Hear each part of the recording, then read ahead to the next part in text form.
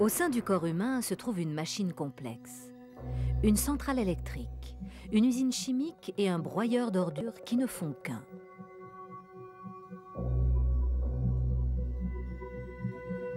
Pour la mettre en marche, il suffit de manger.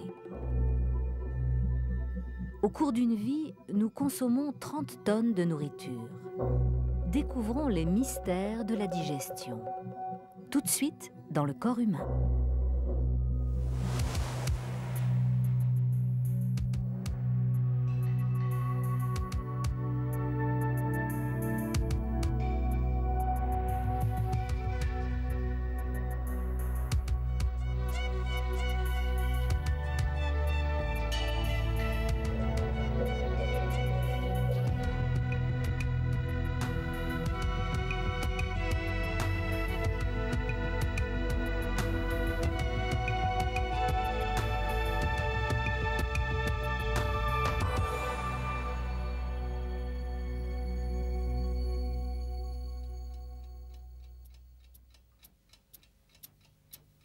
Dormir, peut-être même digérer.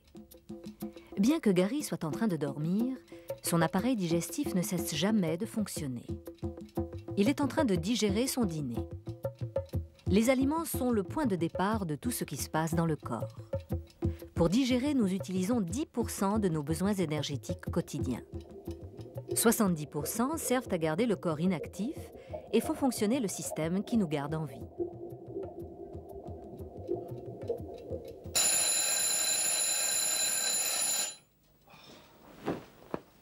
Seulement 20% de nos réserves énergétiques nous permettent d'assumer toutes nos activités quotidiennes. Les aliments sont le carburant que nous brûlons quand nous faisons un effort physique. Ils nous fournissent des éléments nutritifs qui nous permettent de rester en bonne santé. Les aliments fournissent également les baumes essentiels de notre trousse de secours qui soignent les blessures et nous permettent de repartir de plus belle. Gary va prendre son petit déjeuner, le premier repas qu'il prendra depuis le dîner de la veille.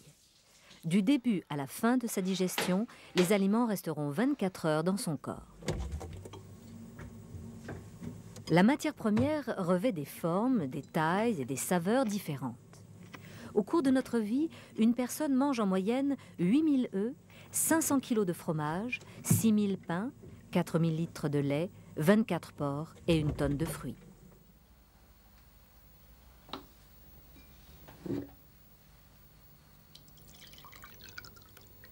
La déglutition est à la base du processus digestif. Quand nous avalons, un réflexe nous empêche de respirer. Le palais empêche les aliments d'être reflués vers les fosses nasales. Un clapet élastique situé derrière la langue, nommé l'épiglotte, s'abaisse et obture le larynx, la voie aérifère qui mène aux poumons.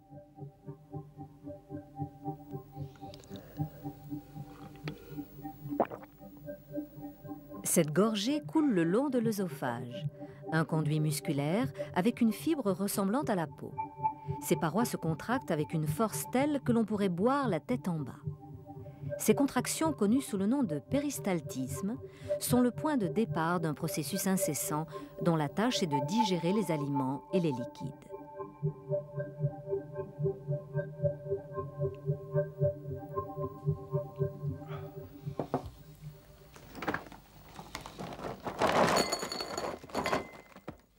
Penser à de la nourriture peut vous faire venir l'eau à la bouche. 3 paires de glandes salivaires sécrètent 1 litre de salive par jour. Elle jaillit de petites fontaines situées sous la langue pour lubrifier les aliments et faciliter la déglutition. Elle permet aussi à la bouche et à la langue d'être humidifiées en permanence. On commence vraiment à saliver quand les aliments sont dans la bouche ou simplement quand on pense à quelque chose de savoureux.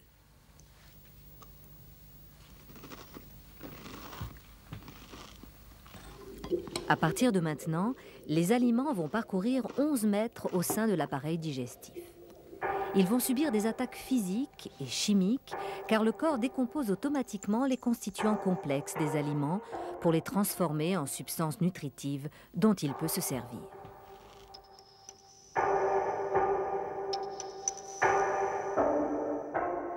La mastication est à la base de ce processus. La bouche possède 32 dents conçues pour broyer, couper et déchirer.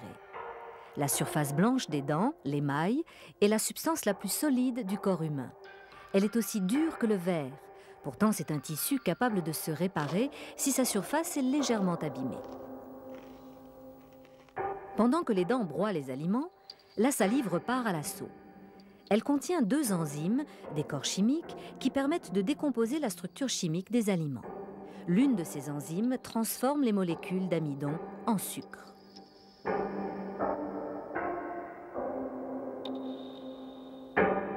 Si vous mangez de l'amidon pendant 1 minute ou 2, vous pourrez goûter le résultat de cette réaction chimique, un goût sucré dans la bouche. La bouchée ou bol alimentaire glisse le long de l'œsophage en seulement 3 secondes. Voici la sortie qui mène vers l'estomac, une valve qui se trouve au bout de l'œsophage. Au-delà se trouve l'intérieur d'un sac musculaire. Il a la taille et la forme d'un gant de boxe. L'estomac traite les aliments. Il réduit en poudre ce que nous mangeons en le diluant, le concentrant, afin de le préparer à la prochaine étape de la digestion. C'est aussi un réservoir qui garde les aliments entre chaque repas.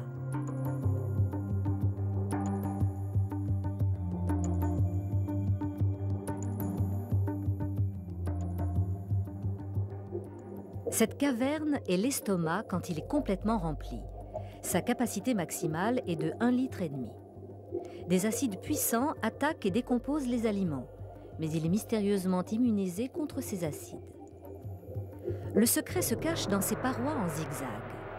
Elles sont recouvertes de puits profonds bordés de cellules microscopiques. De façon étrange, certaines cellules sécrètent de l'acide chlorhydrique alors que des cellules voisines sécrètent un mucus gluant qui recouvre les parois de l'estomac et l'empêche de s'autodétruire.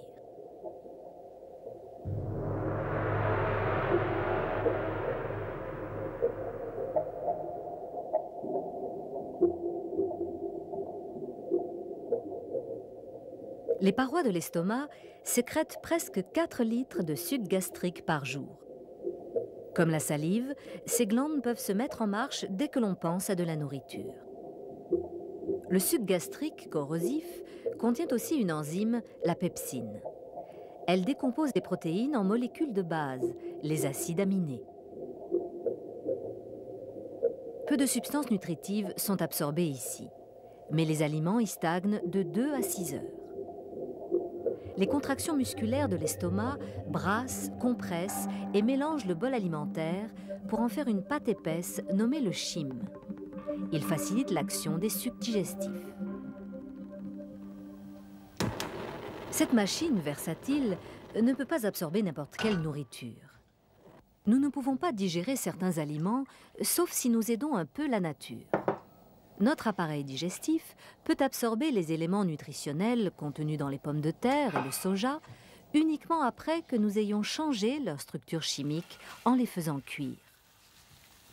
Le feu est l'allié du cuisinier depuis les temps préhistoriques. La chaleur détend les fibres qui relient les protéines et les hydrates de carbone. Quand on fait cuire la nourriture, on détruit beaucoup de bactéries nocives qui ont élu domicile dans les aliments. Des arômes et des saveurs appétissantes jouent un rôle primordial. Elles stimulent nos glandes qui sécrètent de la salive et du suc gastrique.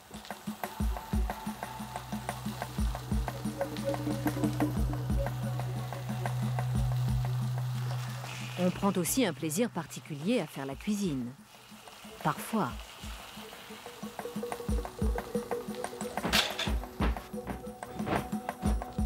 Cette tranche de pain brûle en quelques secondes. Si elle libérait son énergie aussi rapidement à l'intérieur du corps, nous finirions aussi en fumée.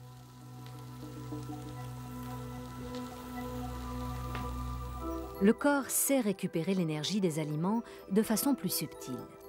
Mais peu importe comment l'énergie est libérée, le même aliment générera toujours la même quantité d'énergie. Cette expérience révèle la quantité d'énergie contenue dans le sucre blanc. Un demi-gramme d'hydrate de carbone pur exactement. L'énergie se mesure en calories.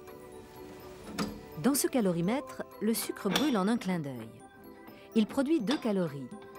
Une petite cuillère de sucre produira 20 calories. Tous les hydrates de carbone produisent presque la même quantité d'énergie. D'autres aliments contiennent plus ou moins d'énergie. Les graisses contiennent 2 fois plus de calories que les hydrates de carbone. Alors que le sucre nous apporte de l'énergie de façon instantanée, les graisses nous apportent un carburant plus concentré.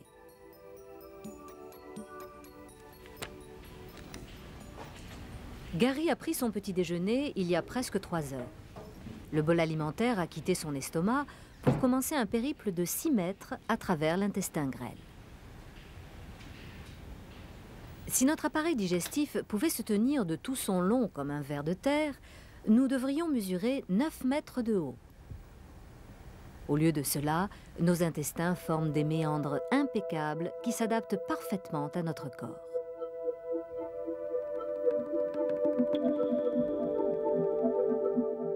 Le péristaltisme continue son rôle de tapis roulant, poussant le chyme vers l'extérieur de l'estomac à travers cette minuscule valve à sens unique.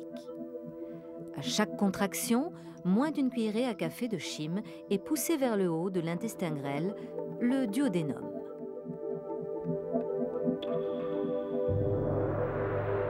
Ici, la surface interne de l'intestin se transforme en un velours doux et humide. Elle est spécialement conçue pour absorber les constituants décomposés des aliments.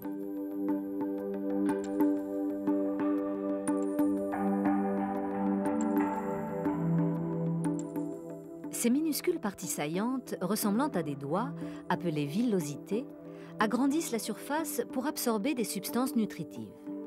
Elles rendent la surface des parois intestinales 10 fois plus grande que la surface de la peau, assez pour recouvrir la moquette de votre salle à manger. C'est ici que les substances nutritives passent de l'intestin dans le sang. Chaque petite villosité contient un réseau de vaisseaux sanguins qui absorbent le glucose et les acides aminés, les matières de base des hydrates de carbone et des protéines. Les graisses passent par des conduits minuscules dans les villosités qui se connectent à un autre système de plomberie du corps humain, les vaisseaux lymphatiques qui finalement se déversent dans le sang.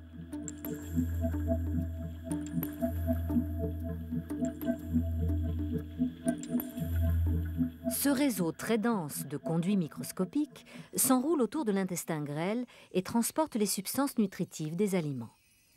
Après avoir mangé un repas lourd, le sang arrivant d'autres régions du corps irrigue ses capillaires. Nos muscles sont faibles et notre cerveau embrouillé. Nous sommes ce que nous mangeons. Un corps sain a besoin d'un régime équilibré. Les nutritionnistes connaissent les ingrédients essentiels.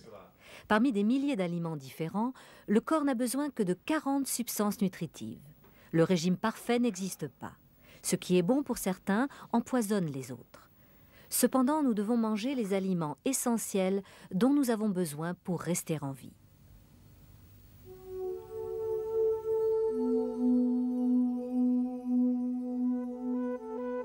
Les fruits sont riches en sucre, en minéraux et en vitamines.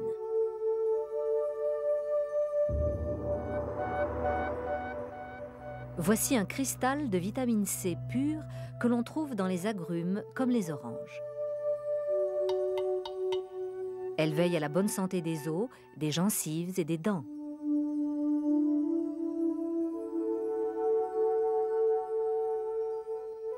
Les légumes sont une excellente source d'hydrates de carbone. Ils apportent aussi des vitamines et des minéraux qui nous assurent de rester en pleine forme. Le poisson nous apporte de la vitamine E.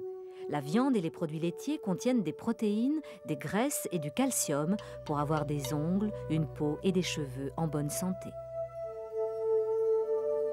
Les haricots contiennent beaucoup de substances nutritives, mais certains haricots crus sont toxiques avant qu'ils n'aient germé. Les céréales contiennent des tissus indigestes appelés fibres alimentaires. Leur volume permet aux aliments de bouger continuellement dans l'intestin. Au contraire, nous avons besoin de certaines vitamines en très petite quantité, juste une cuillerée à café au cours de notre vie.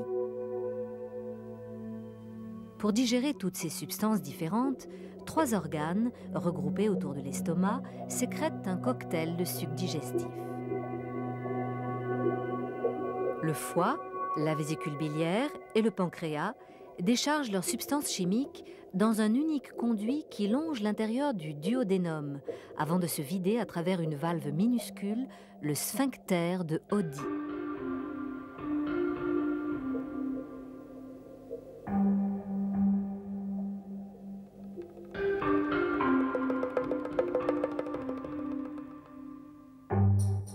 Chaque jour, le foie sécrète 1 litre de liquide vert, la bile. Quand le chyme pénètre dans l'intestin, la bile décompose les graisses et certaines vitamines pour qu'elles puissent être absorbées.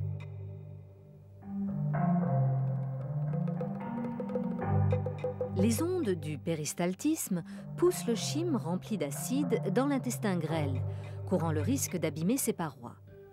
Ainsi, les nerfs des parois intestinales stimulent le pancréas pour qu'il produise un liquide alcalin qui neutralise les acides. Ce suc pancréatique contient aussi de puissantes enzymes. Elles finissent de dissoudre les constituants du chyme en molécules plus simples.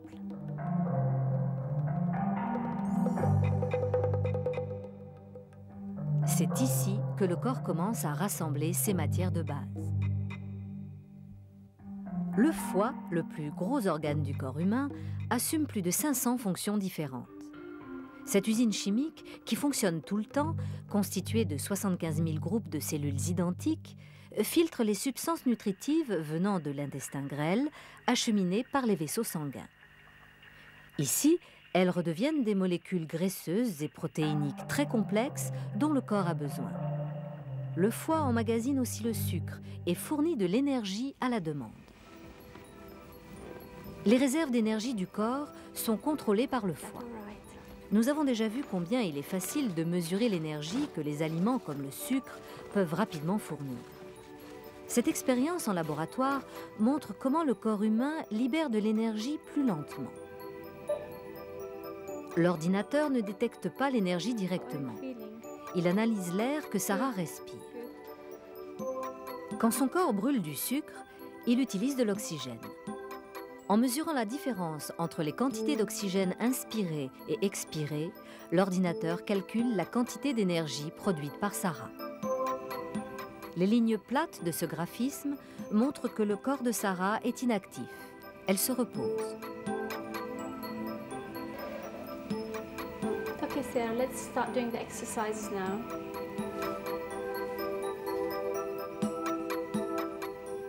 Quand Sarah commence ses exercices, sa consommation d'oxygène augmente immédiatement. Ses muscles ont besoin de carburant. C'est pourquoi le foie lui apporte davantage d'énergie fournie par une précédente digestion.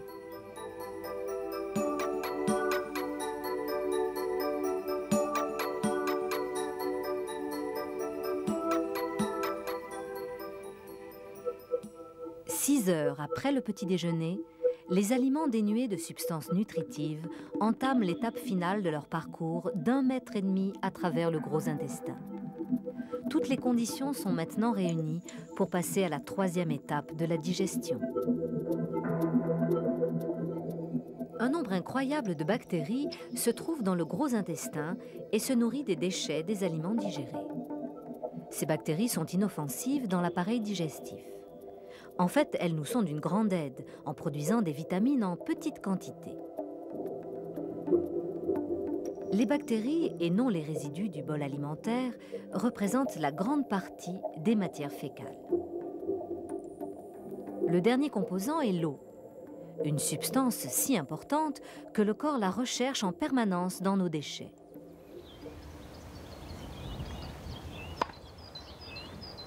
L'eau représente 60% du corps humain, soit 38 litres en tout.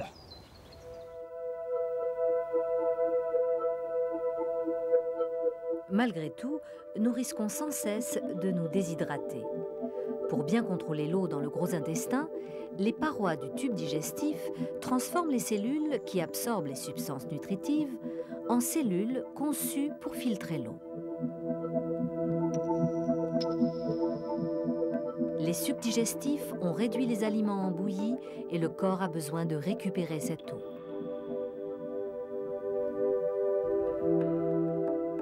Le gros intestin filtre les 2/3 de l'eau contenue dans le chyme grâce à une passoire de cellules microscopiques.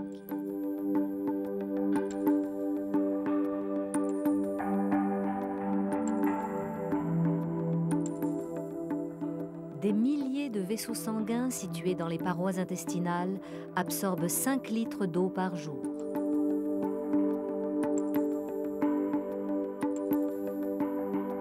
Un réseau labyrinthique de capillaires sort l'eau et les substances nutritives de l'intestin et les ramène dans le sang.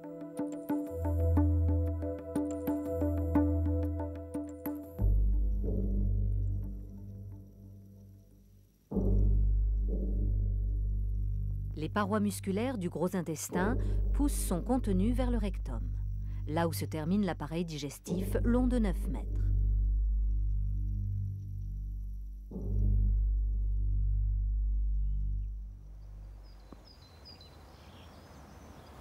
L'eau évacuée du gros intestin se retrouvera peut-être dans la peau.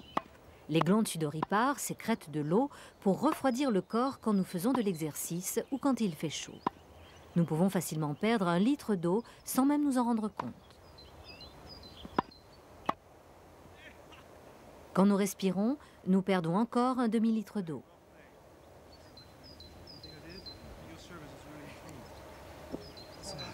Même si nous ne faisons pas d'exercice fatigant, nous avons besoin de 2,5 litres d'eau par jour.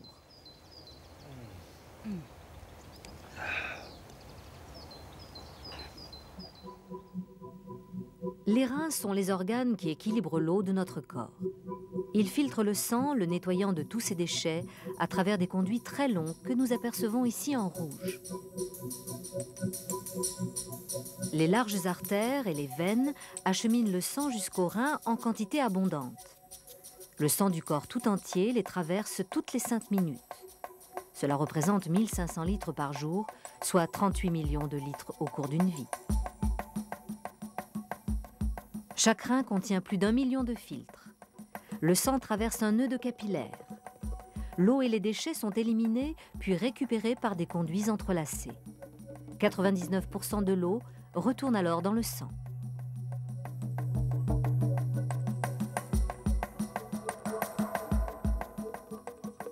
Le liquide restant, l'urine, s'écoule dans un conduit puis descend dans de longs canaux, les uretères. Seulement quelques litres d'urine traversent ces conduits chaque jour. La quantité dépend de ce que nous buvons et de notre transpiration. L'urine est produite en petite quantité lors du sommeil, mais de façon plus intense si on est actif. L'urine suit un parcours de 30 cm et demi qui s'achève dans la vessie. Elle sort par l'extrémité des uretères.